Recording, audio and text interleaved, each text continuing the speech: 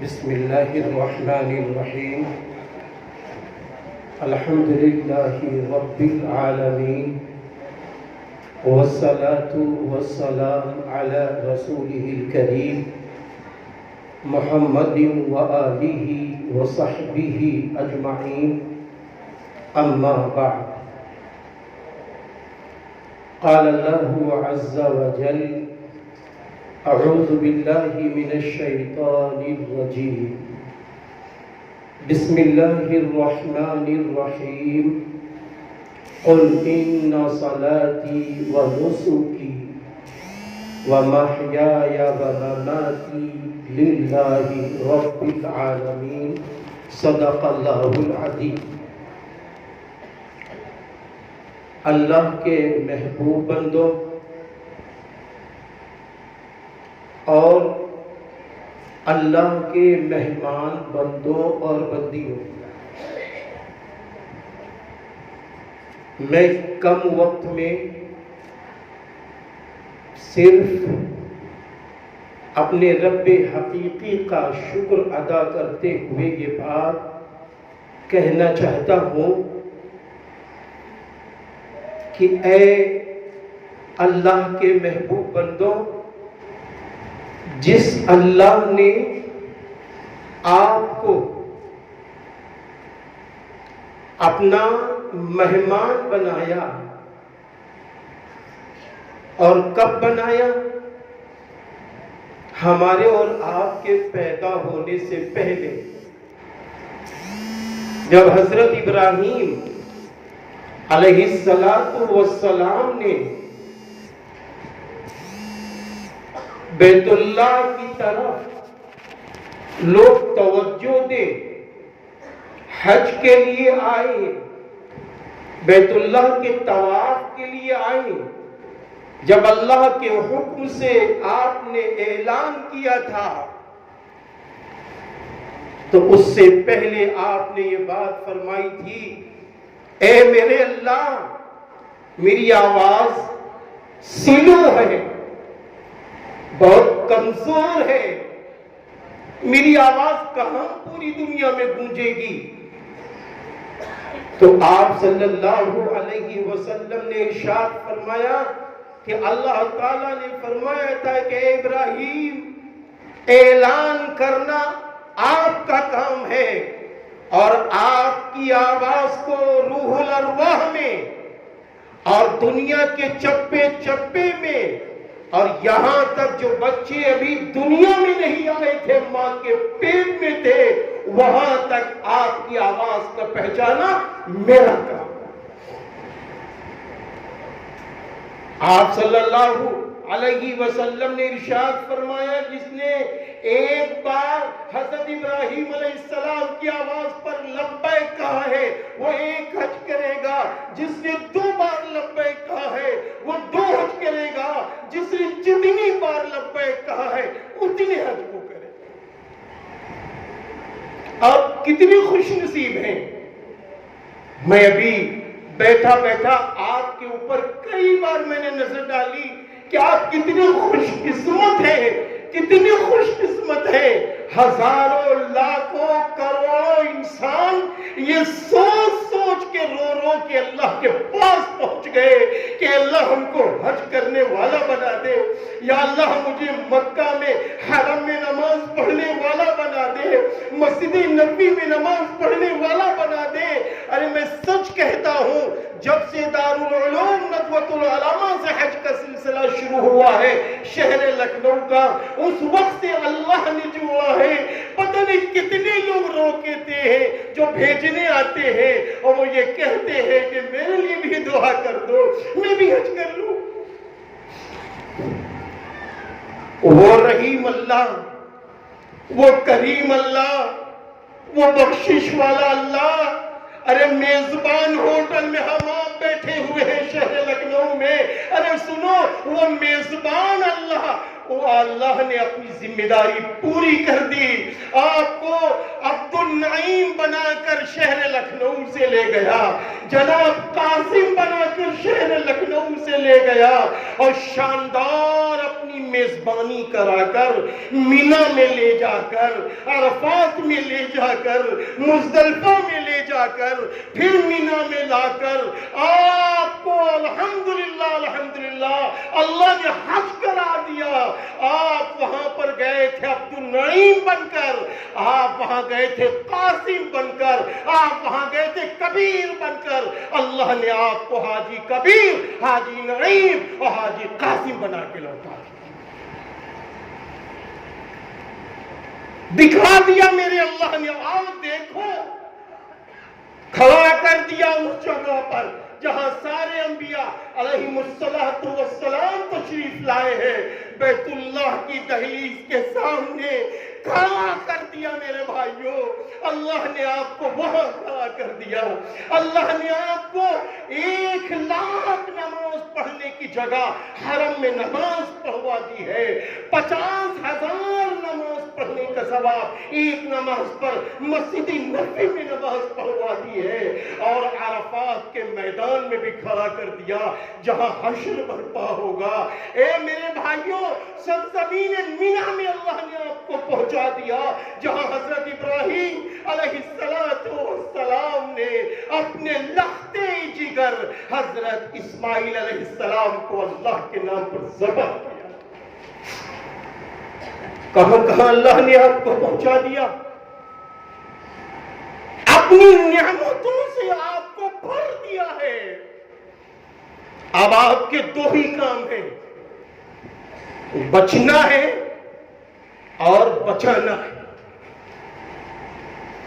جس گناہ سے بچ کر، جن گناہوں سے بچ کر ہم نے آپ نے لبیک جب کہا تھا، لبیک اللہم لبیک، حاضر ہوئے اللہ میں حاضر ہوں۔ آپ بتاؤ، میں اپنے سے کہتا ہوں، آپ سے بھی کہتا ہوں، جب ہم نے آپ نے احرام باندھا تھا حج کے زمانے میں، یہ بتائیے ہم نے کیا کہا تھا؟ اے اللہ، میں گناہوں سے پاک ہو کر، اے اللہ تیری نافرمانیوں سے پاک ہو کر میں وعدہ کرتا ہوں، عہد کرتا ہوں، آپ کے محبوب کے نقش قدم کے مطابق چلوں گا۔ اے اللہ، ہم آپ کے حکموں کے مطابق چلیں گے۔ تب ہم نے آپ نے احرام باندھا تھا، ہمیں اس کا خیال کرنا ہوگا۔ ہم نے عرفات کے میدان میں جب رو رو کے اللہ سے کہا تھا، تبھی تو میرے اللہ نے فرمایا تھا، فرشتوں آ گئے ہیں پوری دنیا سے میرے بندے میری بندیاں، دیکھو فرشتوں، ان کو دیکھو، ان کے بال گندے ہیں، ان کے لباس گندا ہے، یہ الجھے ہوئے ان کے بال، الجھی ہوئی داڑھی، اور یہ لبیک کی صدا لگا رہے ہیں۔ ارے فرشتوں بتاؤ آج ان کا کیا بدلہ ہے؟ فرشتوں نے یہ بات کہی، اللہ آج تو ان کو بخش دیجئے۔ اللہ نے فرمایا، فرشتوں گواہ رہنا، ہم نے ان کو بخش دیا۔ آج یہ جن کے لیے دعائیں کر دیں، ہم ان کے حق میں بھی دعا قبول کر لیں گے۔ یہ نعمتیں، یہ اللہ کی میزبانی۔ ابھی ہمارے حاجی صاحب فرما رہے تھے کہ وہاں پر کوئی تلخ جملہ نہیں کوئی بولا، وہاں کسی کے ہاتھ میں ڈنڈا نہیں، لاکھوں کا مجمع، وہاں کی پولیس کے ہاتھ میں ڈنڈا نہیں، صرف تالی سے مسئلہ حل ہو رہا ہے۔ ایسا کیوں ہے؟ اس لیے کہ آپ اللہ کے مہمان ہیں۔ میرا اللہ یہ بھی نہیں چاہتا ہے کہ یہ میرے مہمان بندے ہیں، میری مہمان بندیوں کو کہیں سے کوئی تکلیف پہنچ جائے۔ ہر شخص آپ پر قربان ہے، اس لیے اب ضرورت کس بات کی ہے؟ اب یہ کہا جائے کہ ضرورت اس بات کی ہے، گناہوں سے بچنا ہے، اور جو وہاں سے ایمانی، اسلامی، دینی سوغات لائے ہیں اس کو بچانا ہے، پھر اس کو منتقل کرنا ہے۔ اگر آپ نے اپنے آپ کو سمجھ لیا یا ہم نے اپنے آپ کو سمجھ لیا تو معلوم ہے کتنا بہترین رزلٹ ہے، کتنا پیارا رزلٹ ہے۔ وہ رزلٹ یہ ہے، روایت میں آتا ہے کہ جب ایک حاجی حج مبرور حج مقبول کے ساتھ واپس ہوتا ہے پھر اسی کے مطابق اپنی زندگی گزار دیتا ہے. جو حج مقبول حج مبرور کی علامتیں بتائی گئی ہیں، جیسے کہ ہمارے حضرت مولانا محمد مشتاق ندوی صاحب اور حج ٹرینر ہمارے بھائی جناب بھائی حاجی شارق ندوی صاحب، اور بھی ہمارے جناب بھائی جناب حاجی عبد الکبیر صاحب، جناب بھائی حاجی قاسم صاحب، جناب بھائی عبد النعیم صاحب اور بھی دیگر حضرات نے جو باتیں بتائی ہیں، ان باتوں کو سامنے رکھتے ہوئے آپ یہ فیصلہ لے لو یارو یہ دنیا کیا ہے، ایک دن تو چھوڑنا ہے، ایک دن تو چھوڑنا ہے. اے سی میں رہو دنیا چھوٹے گی، کولر میں رہو دنیا چھوٹے گی، غربت میں رہو دنیا چھوٹے گی. ارے نبی میرے نہ چھوٹے، میرا اللہ نہ چھوٹے، میری آخرت بن جائے، ایسی سوچ ایسی فکر کے ساتھ ہم کو جینا ہے انشاءاللہ. ایک چھوٹی سی مثال، کل وہ تاریخ تھی یکم محرم الحرام جس میں حضرت سیدنا عمر فاروق رضی اللہ عنہ کی شہادت کی تاریخ تھی. جب آپ شہادت کے قریب پہنچ رہے تھے تو زارو قطار رو رہے تھے، زارو قطار رو رہے تھے. اب سنیے حضرت علی کرم اللہ وجہ تشریف لائے. فرمایا امیر المومنین کیا موت کے ڈر سے آپ رو رہے ہیں؟ موت کے ڈر سے رو رہے ہیں؟ فرمانے لگے علی موت کے ڈر سے نہیں رو رہا ہوں، علی مرنے کے بعد جو آخرت کا مرحلہ ہے پتہ نہیں عمر کو کس میں شمار کیا جائے اس ڈر سے رو رہا ہوں. اللہ عمر پر رحم کرے. آپ سوچئے تو کون ہے عشر مبشرہ میں جنتوں کے میرے محبوب نبی صلی اللہ علیہ وسلم نے جنت کا پروانہ آپ نے اپنی زبان مبارک سے دے دیا ہے. تو اس لیے آئیے ہم آپ ایک فیصلہ لیں، اپنی ایک وہ زندگی ایسی گزارے جس سے میرا اللہ راضی رہے. اس کے لیے چند کام مذاکرے کے طور پر ہے، جس میں پہلا کام یہ ہے تکبیر اولیٰ کے ساتھ نماز کی پابندی. دوسرا کام یہ ہے قرآن پاک کی تلاوت اور قرآن کو سمجھ کر پڑھنے کی کوشش کرنا. تیسرا کام یہ ہے 24 گھنٹے کی زندگی، چاہے بزنس ہو، چاہے شادیاں ہو، چاہے کچھ بھی ہو، رسول اللہ صلی اللہ علیہ وسلم کی سنت کے مطابق کرنا. اپنے بچوں کو تاجر، businessman, doctor, engineer, professor سب بناتے رہو، لیکن اپنے بچوں کی تربیت ایسی کرو جیسا کہ اللہ تعالیٰ نے فرمایا وَأَنْتُمُ الْأَعْلَوْنَ إِن كُنْتُم مُؤْمِنِينَ. اب تم ہی بلند ہوگے اگر تم مومن ہوگے. تو ہم ڈاکٹر بھی بنائیں گے، انجینئر بھی بنائیں گے، پروفیسر بھی بنائیں گے، تعلیم کے میدان میں بھی آگے آئیں گے، بزنس میں بھی خوب آگے آئیں گے، لیکن ایمان کے ساتھ آئیں گے. یہ کام کرتے رہنا ہے. اگر آپ یہ کام کرتے رہے تو بہترین خوشخبری سن لو. بہترین خوشخبری یہ ہے ایک حاجی صاحب 400 لوگوں کے حق میں اللہ کی بارگاہ میں شفاعت کریں گے، سفارش کریں گے. اللہ ان کی سفارش کو قبول کرے گا اور 400 لوگوں کو جنت میں لے جانے کا ذریعہ اللہ آپ کو بنا دے گا. اس لیے آپ اپنی قیمت، اپنی ویلیو پہچانیے. دوسری بات یہ ہے دعائیں. آپ بہت قیمتی ہیں، بہت انمول ہیں ماشاءاللہ. آپ کی دعائیں قبول ہو رہی ہیں.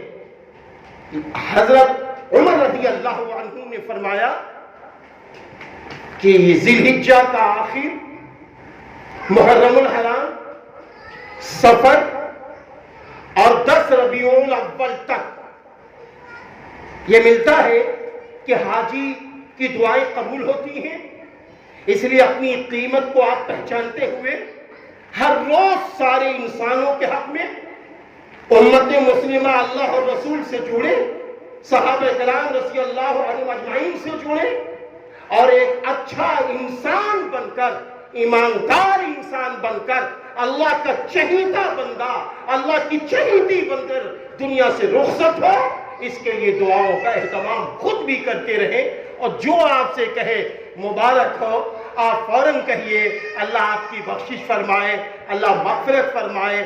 آخری بات یہ ہے، آپ کا ماشاءاللہ سن 2025 کا حج آپ سب کو مبارک ہو، بڑا اچھا لگ رہا ہے ماشاءاللہ دیکھ کر، لیکن اس کے ساتھ آپ یہ بھی دوسروں کو بتاتے رہیے کہ اب 26 کی تیاری جو حجاج کرام کر رہے ہیں انہیں یہ بتائیے خالی فارم ہی نہ جمع کریں، بلکہ آپ حضرات جب آپ کو ٹریننگ کے لیے بلائیں اپنا ہر کام چھوڑ دو اور ٹریننگ کے پروگرام میں شریک ہو جاؤ، تاکہ حج کو سیکھو سمجھو، پھر اس کے بعد جب حج کرو گے تو کیا ہے، جہاں آپ کا حج قبول ہو رہا ہوگا تو وہاں ہزاروں کا بہترین حج کرانے کا ذریعہ آپ بن جائیں۔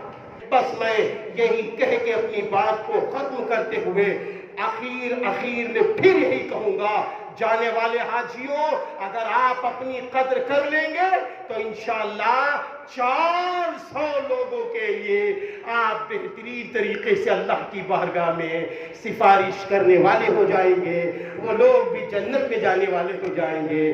وآخر دعوانا ان الحمدللہ رب العالمین۔